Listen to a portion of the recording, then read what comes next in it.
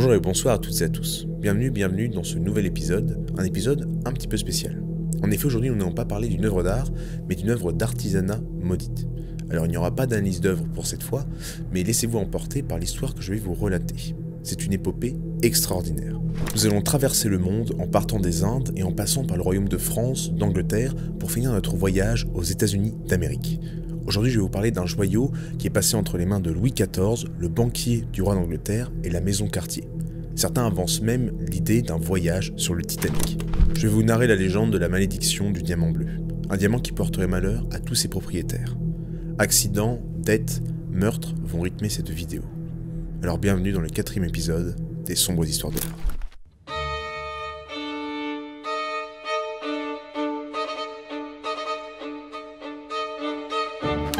Notre périple débute en Inde, dans des temps inconnus. Un jeune prêtre hindouiste se balade alors près d'un temple fait en l'honneur de la déesse Sita. Et Sita, ce n'est pas n'importe quelle figure de l'hindouisme. C'est l'avatar de la déesse de la richesse et de l'opulence. Alors qu'il erre dans les couloirs du temple, ses yeux vont se poser sur une statue. Et sur cette statue, une pierre précieuse inestimable. C'est un diamant exceptionnel qui se trouve sur le front rocailleux de la déesse. Un diamant bleu, bleu comme le plus profond des océans. Aveuglé par son avidité, le prêtre va donc s'emparer du diamant et fuir le temple. Il faut savoir qu'il existe une légende en Inde, pour effrayer les pilleurs de temple. Quiconque volera un objet dans un temple se verra foudroyé par le Seigneur des cieux en sortant du sanctuaire. Mais il y avait une autre légende, et celle-là le prêtre ne la connaissait pas. Il ne fut pas frappé par un éclair en sortant du sanctuaire, mais désormais le diamant portait la marque de l'avatar Sita, et quiconque entrera en sa possession se verra infligé d'un mal puissant. Le prêtre fut retrouvé quelques jours après son larcin. Les autorités le torturèrent afin de savoir où se trouvait le diamant, mais il n'avoua jamais, et mourut de ses blessures quelques jours plus tard, emportant avec lui son secret. C'est ici que s'achève la légende, et c'est là que débute notre histoire.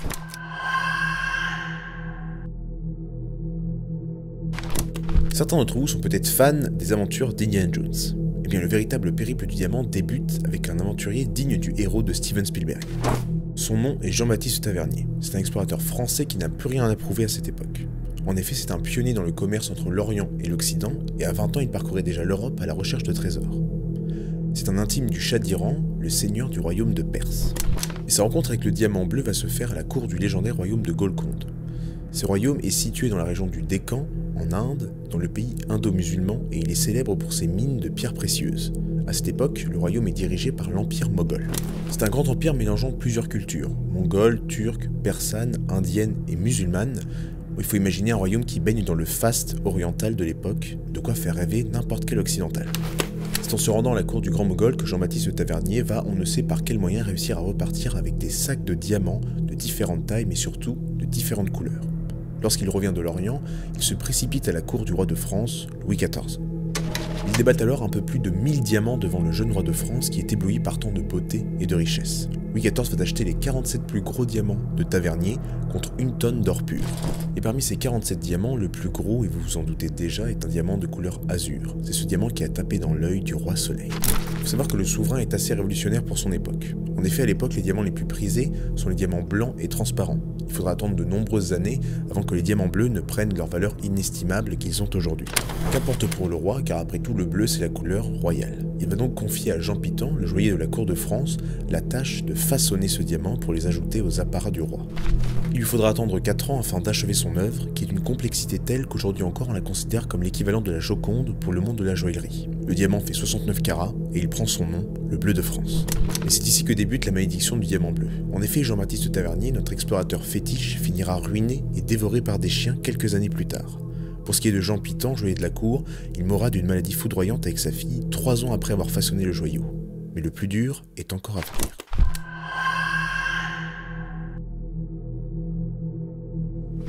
Nous allons faire un petit saut dans le temps. Nous nous retrouvons en 1792 lors de la Révolution française. La monarchie vient d'être abolie et les biens de la couronne ont été confisqués et rangés dans le garde-meuble national de la place de la Révolution. Aujourd'hui on connaît mieux cette place sous le nom de place de la Concorde à Paris. C'est ici que va avoir lieu le casse du siècle. En effet, durant 4 nuits, une équipe de cambrioleurs va tout mettre en œuvre afin d'ouvrir le garde-meuble national. Ce n'est pas moins d'une 60aine de personnes qui vont collaborer afin de voler les joyaux de la couronne. Et ils vont réussir.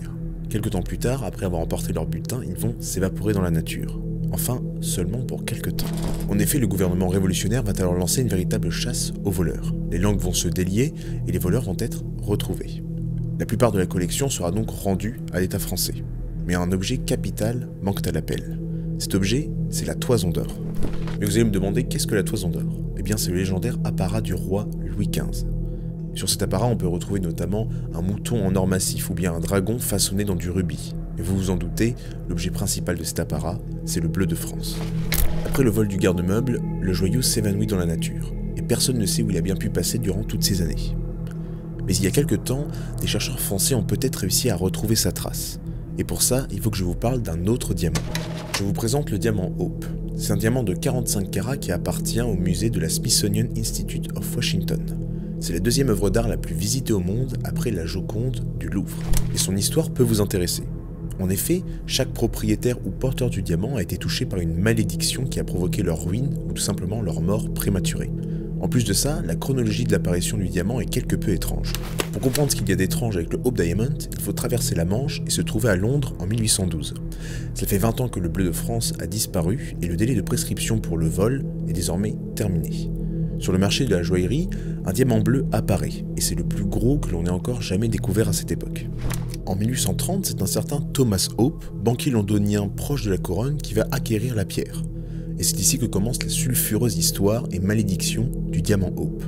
En effet, 7 ans après l'achat, Thomas Hope meurt, et les héritiers de la famille Hope vont se passer le diamant jusqu'en 1887. À cette époque, le dernier descendant, Henry Francis Hope, ruine la famille. Il est obligé de céder le diamant à un banquier américain du nom de Frankel, qui quelques années plus tard fera lui aussi faillite.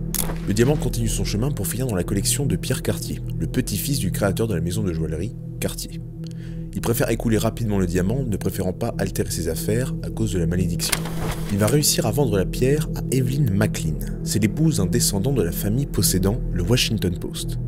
Mais Evelyn McLean va poser une condition à cet achat. Si dans 6 mois, il arrive un malheur à sa famille, la maison Cartier s'engage à échanger le diamant. De plus, elle va aller bénir le diamant dans une église afin d'exorciser le maléfice. C'est pour vous montrer à quel point les superstitions sont grandes lorsque l'on parle du Hope Diamond. Mais malgré les précautions prises, en 1919, son fils de 9 ans meurt écrasé sous une voiture. Son mari devient alcoolique et sa fille de 25 ans succombera d'une overdose. La jeune héritière finira dans un hôpital psychiatrique et disparaîtra à jamais avant de mourir à l'âge de 60 ans. Le dernier propriétaire du Hope Diamond est le bijoutier Harry Winston. Craignant pour sa vie, il fera don en 1958 du diamant au musée de la Smithsonian Institute of Washington. Aujourd'hui encore, on peut admirer ce diamant dans la collection du musée. Voici donc l'histoire mouvementée de ces deux diamants, le Hope Diamond et le bleu de France. J'imagine que vous avez encore beaucoup de questions. Est-ce que la malédiction est vraie? Est-ce que ces deux diamants ne seraient pas en fait un seul et même diamant? Eh bien, je vais vous l'expliquer dans la troisième partie de cette vidéo.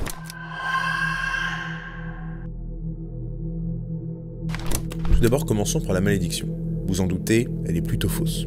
La légende du vol d'un temple hindou vient en fait d'une histoire de comptoir qui s'est transmise et a été modifiée au fil des siècles. L'explorateur Jean-Baptiste Tavernier n'est pas mort dévoré par des chiens. Il est en fait fini paisiblement sa vie à l'âge de 84 ans, en Russie. Pour ce qui est du joaillier Jean Pitan, il n'était en fait pas rare de mourir d'une maladie à l'époque.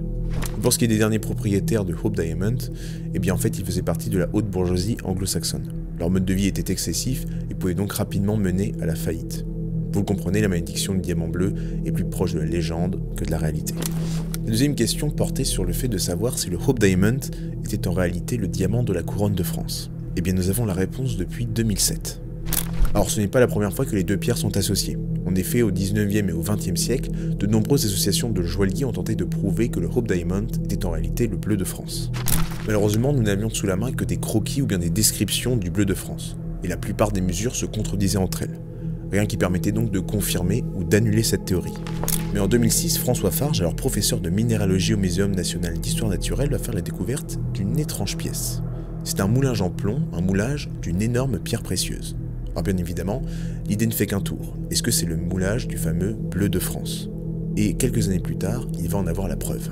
On va alors comparer les deux diamants, ou plutôt le diamant Hope ainsi que le moulage en plomb du bleu de France. Et là, les mesures correspondent parfaitement. Le diamant Hope est en fait le bleu de France retaillé après son vol. Le mystère de la disparition du bleu de France est alors levé. Et aujourd'hui encore, le diamant Hope est encore exposé aux États-Unis. En fait, la France pourrait demander un droit d'extradition, mais pour François Farge, on n'en a pas en fait l'utilité. Le diamant Hope a sa propre histoire, et le véritable trésor, c'est ce moulage en plomb qui a permis de lever le voile sur un mystère vieux de 200 ans. Merci à toutes et à tous d'avoir regardé cette vidéo. Si elle vous a plu, n'hésitez pas à mettre un like juste en dessous. Et si vous voulez soutenir la chaîne, le meilleur moyen, c'est de vous abonner ou de laisser un commentaire en dessous de cette vidéo.